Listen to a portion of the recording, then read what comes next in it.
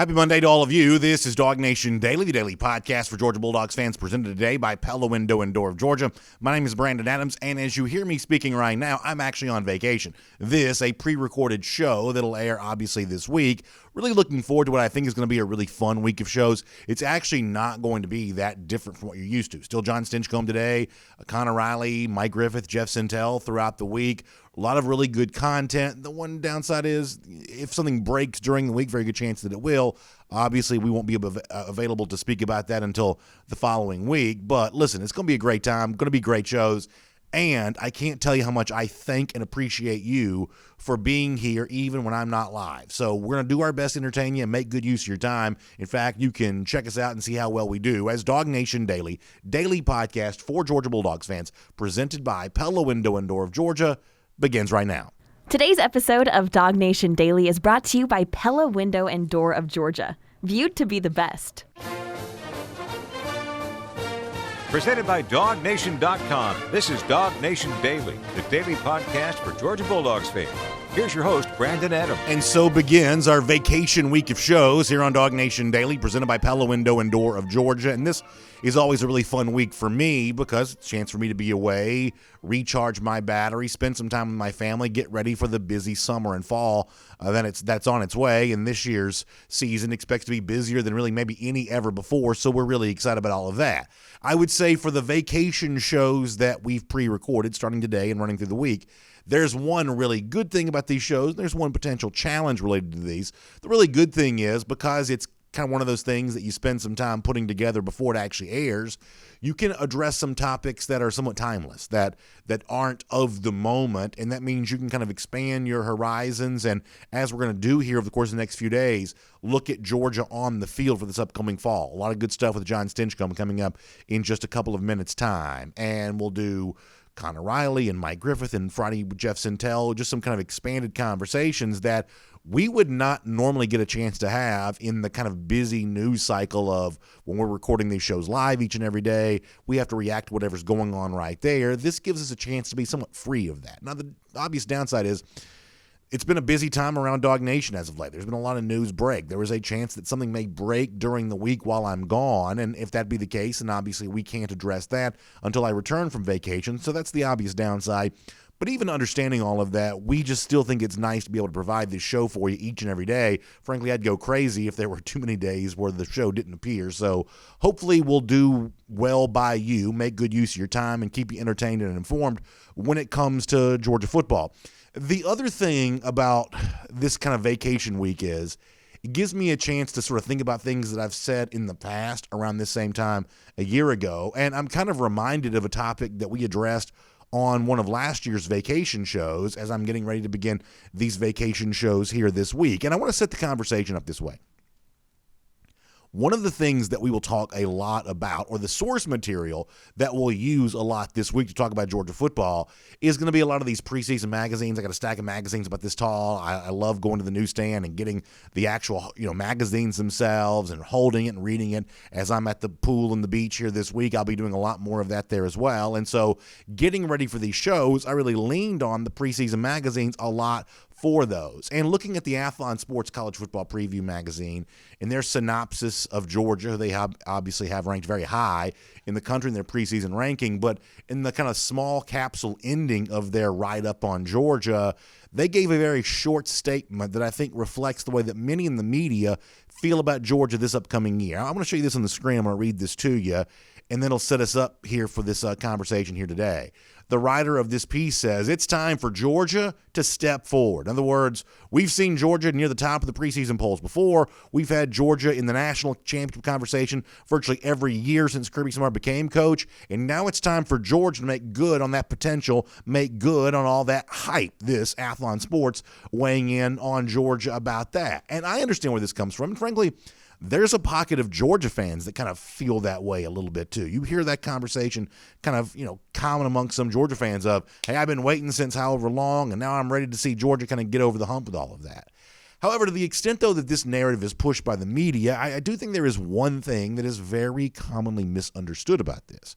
Whether it be Athlon, a magazine that I like, by the way, saying it's time for Georgia to step forward, or other national writer who kind of paints a national championship or bust type picture. If Kirby Smart doesn't win now, when is he going to win? That's the narrative that kind of gets spun here.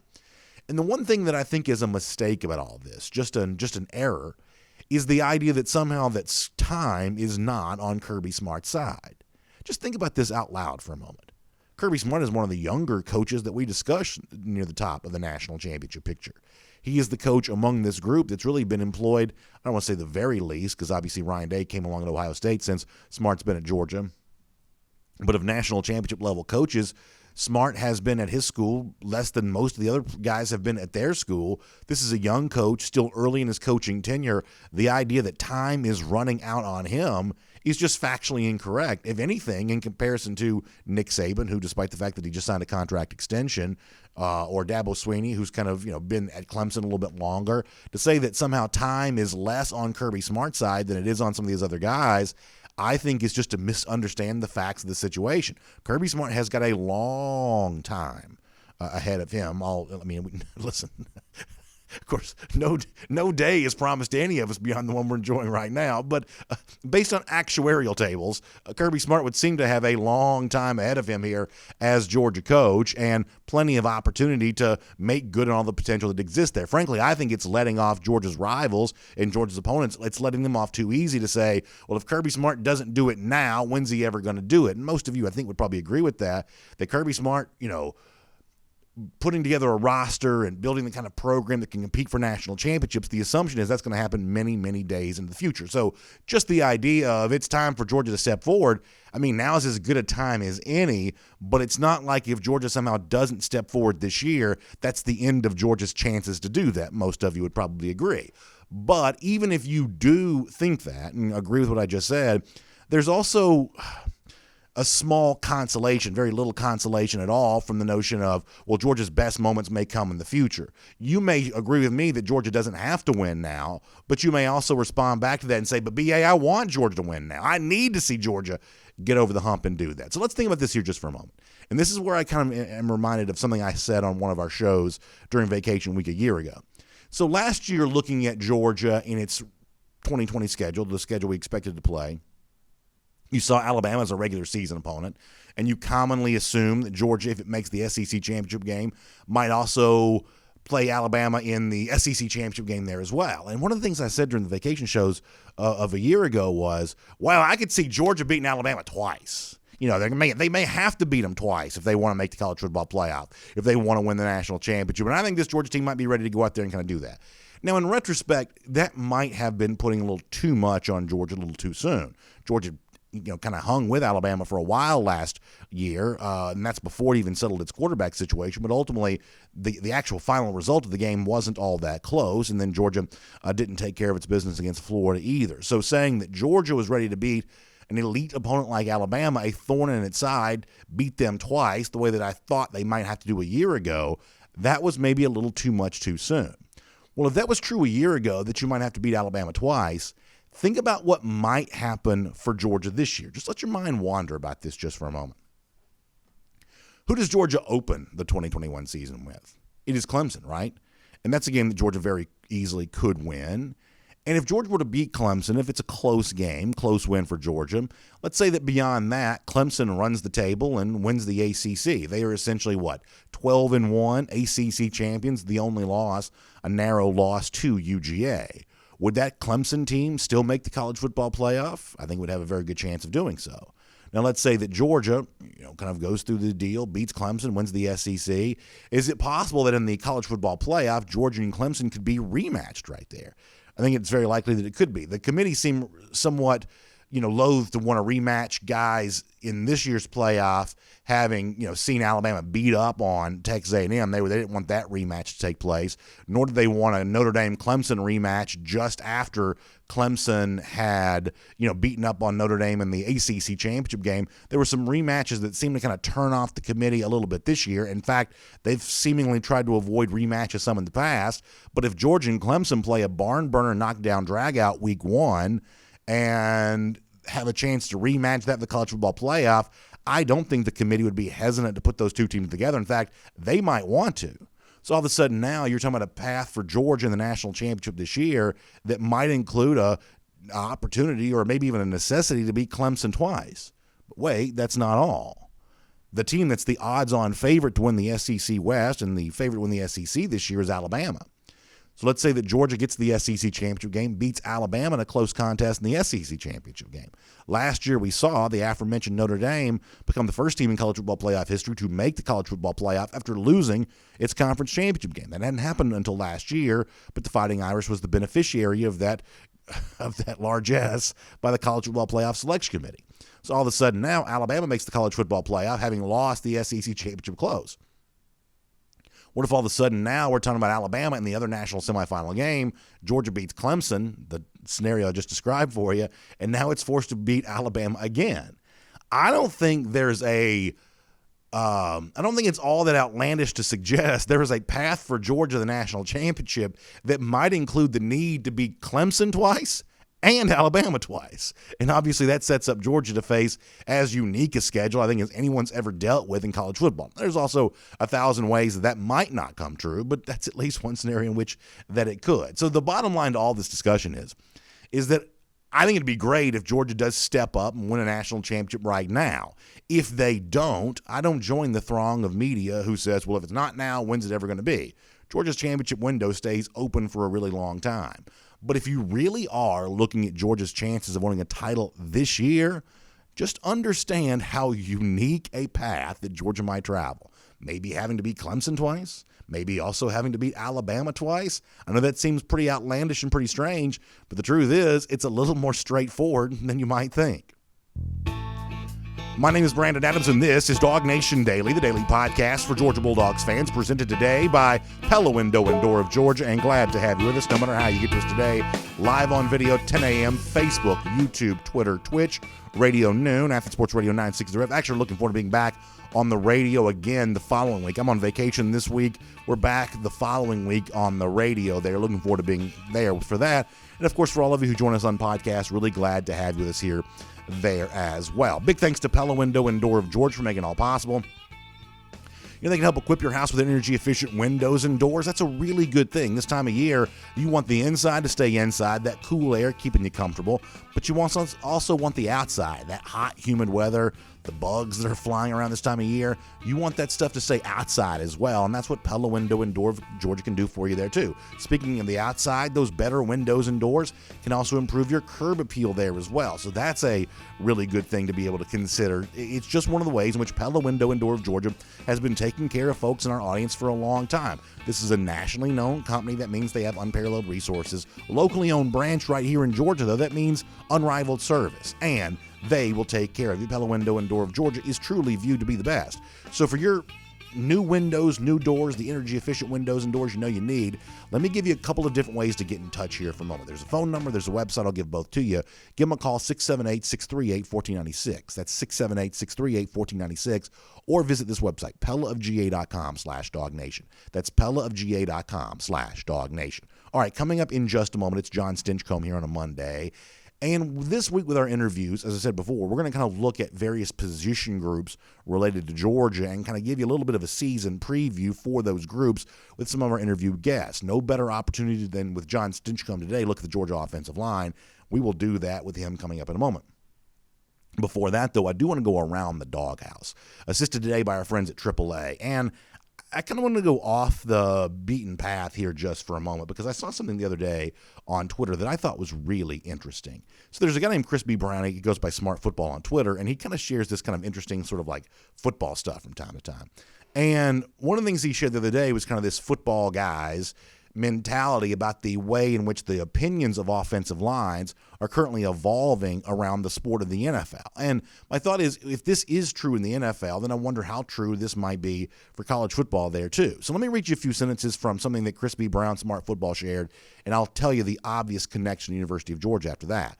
So the writer here says, in the minds of some scouts and executives at the NFL level, the center position has eclipsed left tackle as the most important position along the offensive line due to today's complex defenses and the center's need to make the right line calls. There's a quote here that it was always offensive tackle, but the last two coaching searches, a lot of them switched to a center. It was because of the mental part of the game, identifying the middle linebacker, being able to make the right line calls. And that's so important now because of the intricacies of the defense. Today's coaches are saying we need that center. It's more important than the right or left tackle. That's really interesting. Now, if you ask Kirby Smart or Matt Luke how true they believe that is for Georgia, they may obviously give you a difference of opinion on that. But I do think it kind of brings back to mind for us here at Georgia maybe an aspect of the offensive line conversation that we haven't spent enough time talking about. We talk all the time about who Georgia's left tackle will be this season, and that's with good reason. Will it be Jamari Salyer, who played there a lot last year, but maybe slotting into guard this year? Will it be one of the young newcomers emerging as a chance to be a mainstay in their offensive line? It's easy to understand why that position gets so much chatter. But if you take these NFL guys very seriously, hey, when it comes to the responsibilities of leadership and of football IQ, when it comes to all of that, don't discount the center position being just as important, or maybe to take these NFL guys at their word, even more important than the offensive line position of left tackle or right tackle if you have a left-handed quarterback. And I think that's really interesting. And I think that puts a spotlight for Georgia on Warren Ericson. Ericson right now is the guy that I assume will be Georgia's starter at center, although I obviously expect Cedric Von Prawn to compete for playing time, and maybe others there as well. But Ericson would seem to have the inside track on that right now. And the fact that there's been so little chatter about Ericson this offseason, I think is both partially maybe a slight oversight that people haven't paid enough attention to that, but also based on the slight assumption that Erickson's probably pretty good. And all the smart things that centers need to be able to do, Erickson for the college level may be pretty good at some of those things. In fact, if you listen to Erickson in his own words, he has certainly embraced his role as one of the guys that kind of helps, galvanize this Georgia offensive line going back to the start of spring practice. In fact, this is what Erickson said about that back during the spring. This spring, I wanted to come in and I wanted to be a leader. I think Jamari and Justin and I, we kind of came in. We just, we wanted to set a standard. We wanted the offensive line to look like. And vocally, we wanted to show that, and also just leading by example. So I try my best every day to go out there and give my all in those two aspects. And listen, I think that's a pretty nice sentiment for a likely full season starter to express for Georgia there. And as you're thinking about things you like and are concerned about with the Georgia offensive line, don't discount the role that Erickson plays at a position where football IQ has to be really high. I would say that Erickson comes across as a guy who may have some of that for you. And as a guy who wants to be a leader the way that so many centers are now in college football, Erickson seems to be embracing that role, too. That's a good thing. We'll talk more to John Stinchcomb about that coming up in just a moment. Before that, though, let me remind you that Around the Doghouse, assisted by AAA here today, you think about AAA when it comes to legendary roadside assistance. I certainly love that as I'm on the road, traveling the beach, things like that. I wanted that peace of mind that comes with that.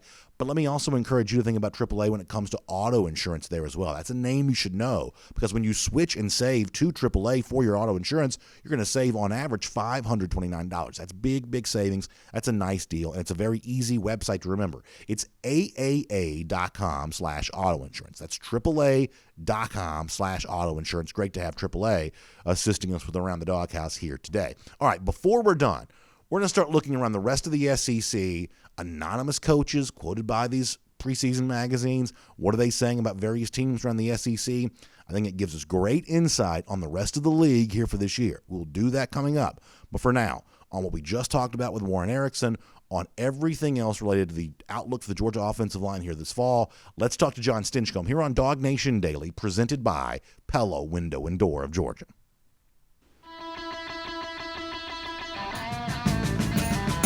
From Athens and across the SEC or wherever the recruiting trail may lead, here's a DawgNation.com insider. So here this week on DawgNation Daily, presented by Pella, Window and Door of Georgia, we're going to do something kind of fun with our interview segments. I'm obviously on vacation this week. We're still trying to deliver, great shows, fun content, and I think we're succeeding in doing that. Going to succeed in doing that as the week progresses, but I want to take these interview times to kind of look at Georgia on the field for the upcoming season, what we can expect from the team, and really no better place to be and start than with our guest, John Stinchcomb, here today, with a look at the Georgia offensive line and a group that has, I would say, even larger importance for Georgia here this year, given all the things that Georgia hopes to do offensively. You need a good offensive line to be able to do that. So, John, welcome in here to DawgNation Daily, presented by Pella, Window and Door of Georgia today, and we certainly appreciate you being a part of this conversation with us.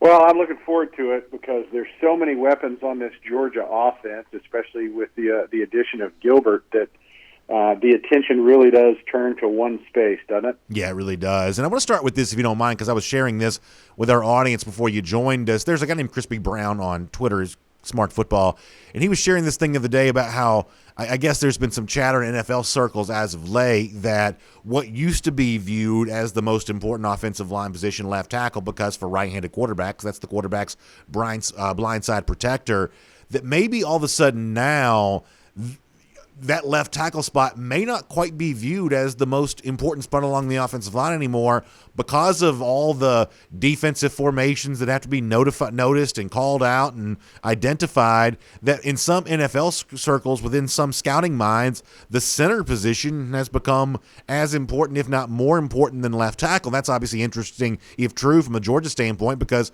while there's a lot of debate about who Georgia's left tackle is going to be, Georgia's also going to break in a new full season starter at center. I assume it's going to be Warren Erickson. But how about the idea of the center in college football now, because of the responsibilities to identify certain things with defense becoming as important, if not more important, than the blindside protector for the quarterback? You, of course, were an offensive tackle, so maybe you're a little biased to your position. But what do you think about that idea?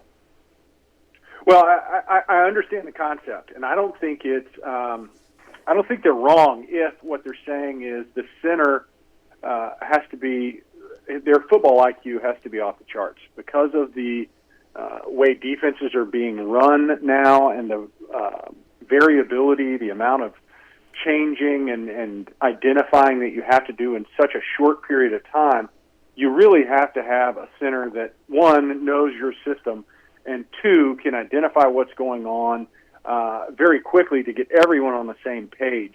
There's a number of teams that already recognize the workload and mental workload that they're placing on their quarterback, and the more that the center can do to help get everyone on the same page and identify a defense kind of takes that burden off the shoulders of the quarterback. And with the way systems are being run defensively now, that's pretty vital. You have to be able to have two guys to get everyone on the same page and identify a defense in the same way and do that really rapidly. When it comes to left tackle for Georgia, and I don't want to be naive about this, I really don't, but the one thing I've said somewhat repeatedly lately is I just don't find myself to be as worried about it for Georgia as some other people seem to, even though I respect the reasons that other people would share for why they are worried. My belief is that I saw Jamari Salyer, when he played that spot a year ago, play at a competent level. Is he the best in the SEC or anything like that? I guess that would be for others to decide, but he clearly wasn't a problem while playing that position a year ago. And I guess I'm of the belief that for Georgia in 2021, the level of play at left tackle will be no worse than what Salyer provided for Georgia a year ago, because if they try somebody else there and he is worse, then Georgia would just put Salyer there and let somebody else play the guard position. Salyer may be more a natural guard, but he showed that he can play the tackle spot. And if, whether it's Xavier Truss or one of the young guys like Broderick Jones or Amarius Mims, if they can't perform in practice in such a way that allows them to surpass Salyer in that spot, then wouldn't Georgia just put him there? And at that point in time, wouldn't Georgia just be kind of likely to be somewhat fine with Salyer at left tackle and maybe someone like, say, Tate Ratledge at left guard? Absolutely, and I think you're hitting the nail on the head. The floor is pretty high because, in my opinion, left tackle is still the marquee position. That was your original question. Obviously, the smarts of the center and identifying has become vital, but when it comes to actual performance and the challenges that you face, the physical challenges that a left tackle faces are going to be the hardest across the five. And because of Jamari Salyer's willingness to be selfless and his elite ability, which I was very impressed with what he was able to do last year at a position of need and not a position that was as natural a fit for him as an interior player.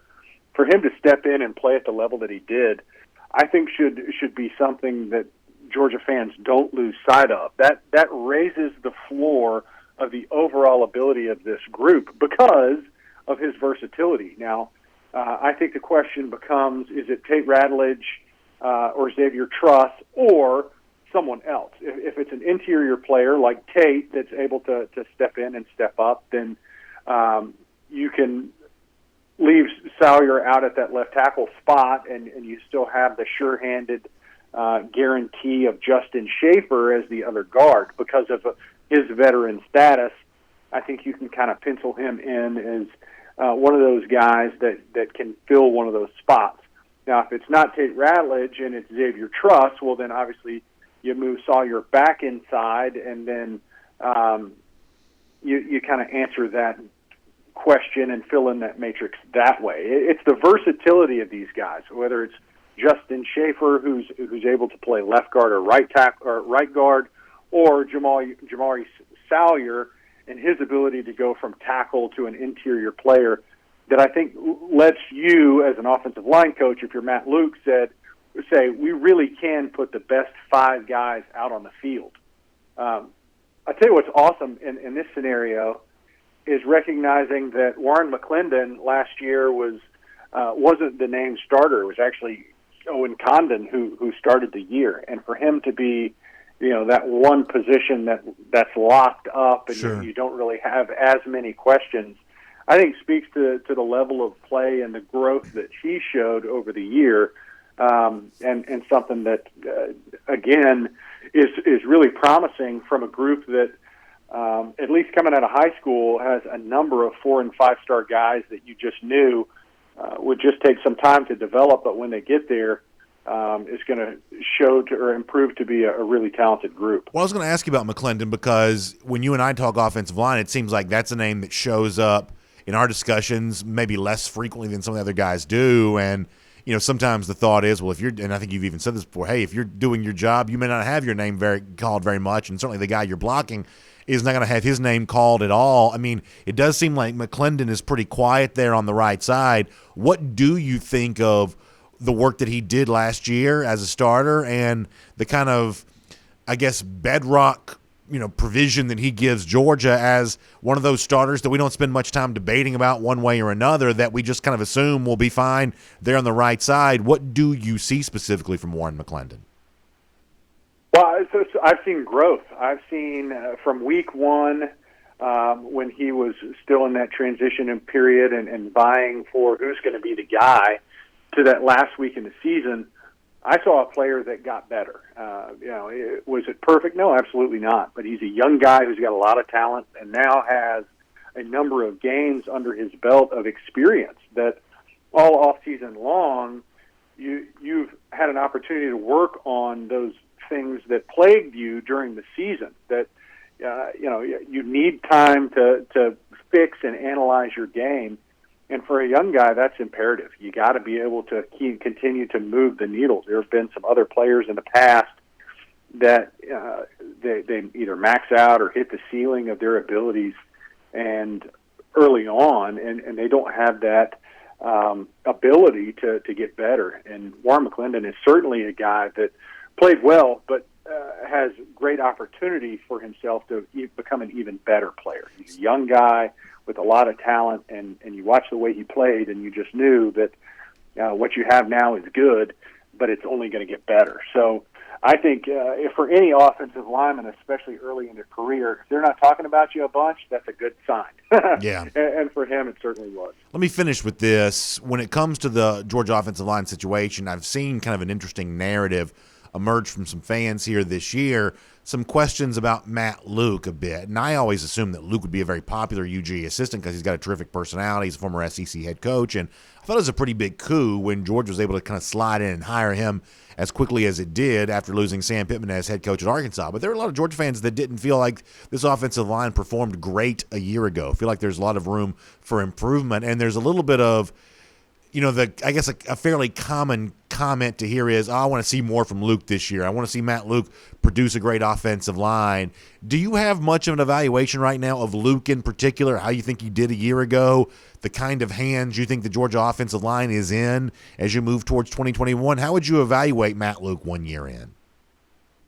Sure. Well, I'd say this. It's pretty tough to replace 2 first-round tackles and other NFL caliber talent like Georgia had to do. So he's walking into a situation where the expectations are high, and there's going to be a lot of turnover. Replacing an Andrew Thomas is not easily done, and I think that when you have a guy like Sawyer who was able to step in, it certainly makes things easier. But you're talking about a new system with at least 3 new faces overall, and a new position coach. So there's a lot of transition there. Now, Georgia fans don't really care to hear about that.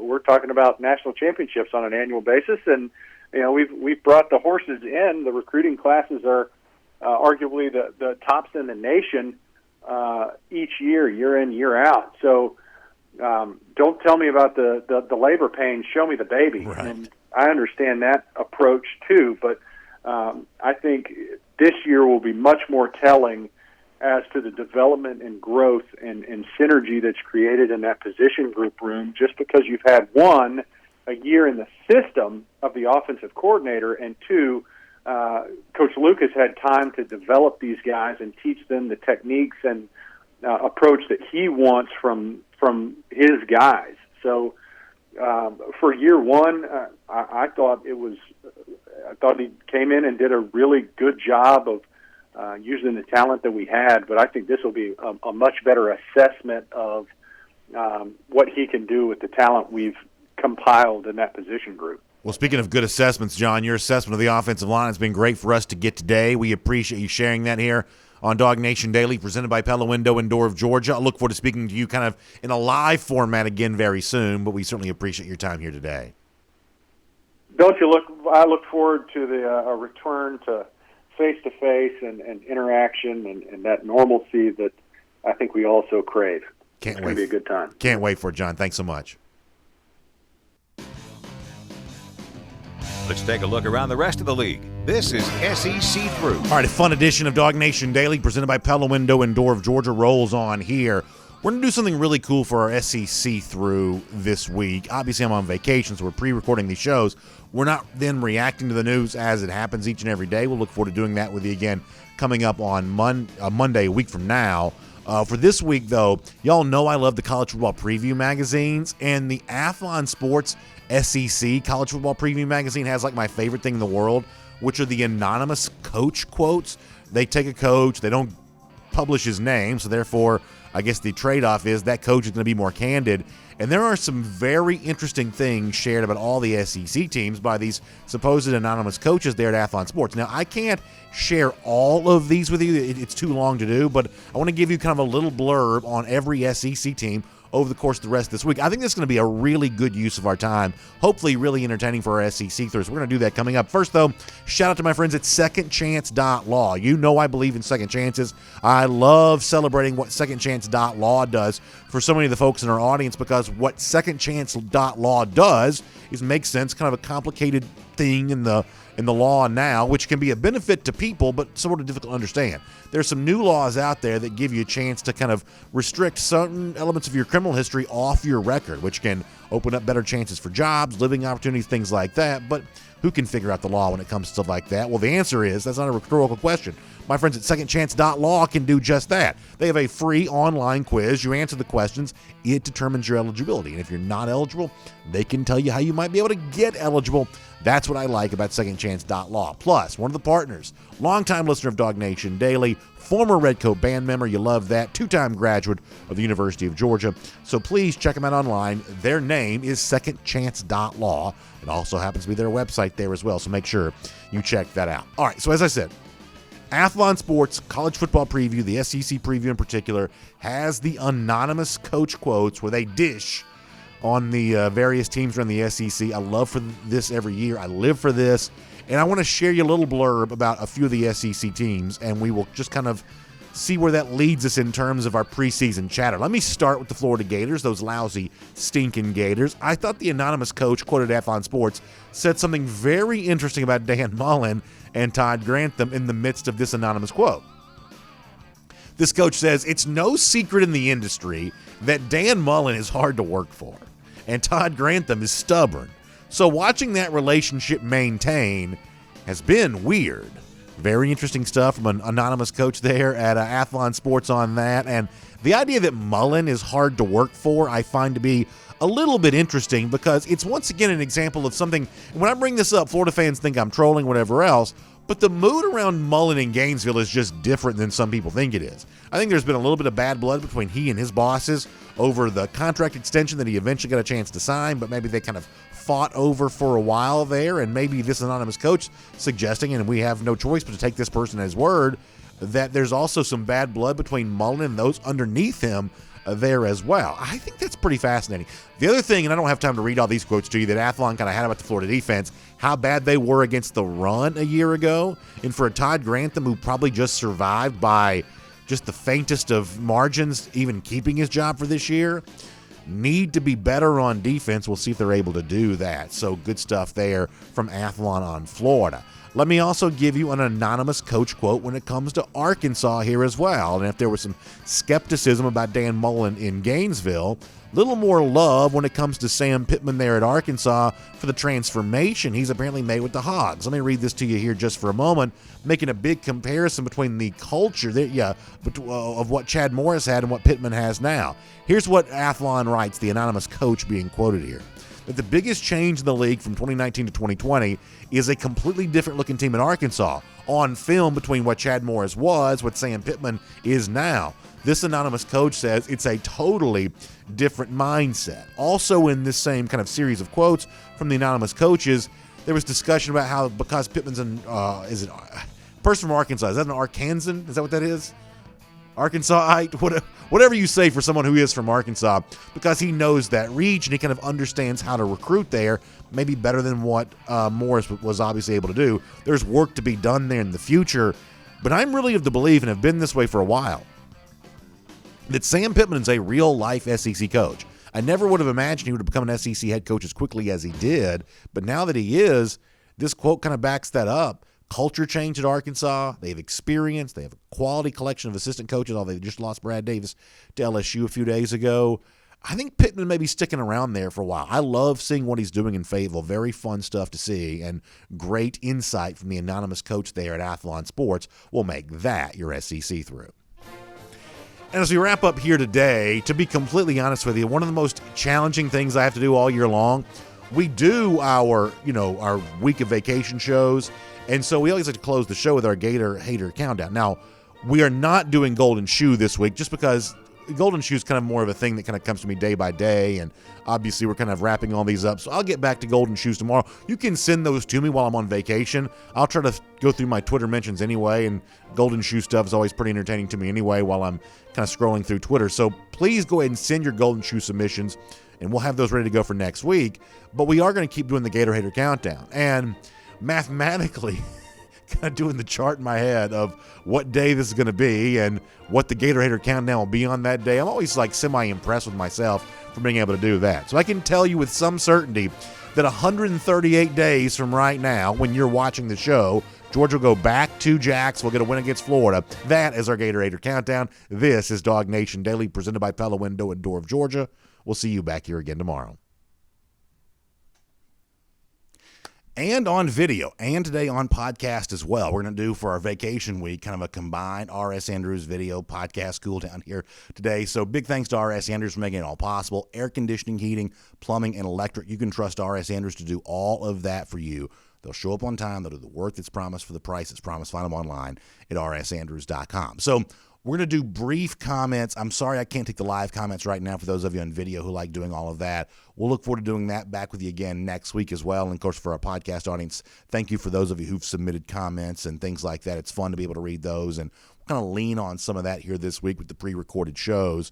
In fact, let me do one for now, and then we'll do some more again tomorrow there too. Casey writes in to say, who do you think will take over for Georgia as number one receiver this year, with George Pickens' status obviously very much up in the air and certainly in doubt because of the injury? I think that's a great question. It's obviously one that we'll be continuing to examine as the summer rolls on. There's clearly great excitement about the arrival of Rick Gilbert, who I think is certainly an elite prospect and transitioning, it seems like anyway, based on the reporting that's been out there, from tight end to wide receiver. He's got the kind of talent that could certainly give you a chance to match what George Pickens has done for you in a Georgia uniform before, and I say that knowing full well how good Pickens has been.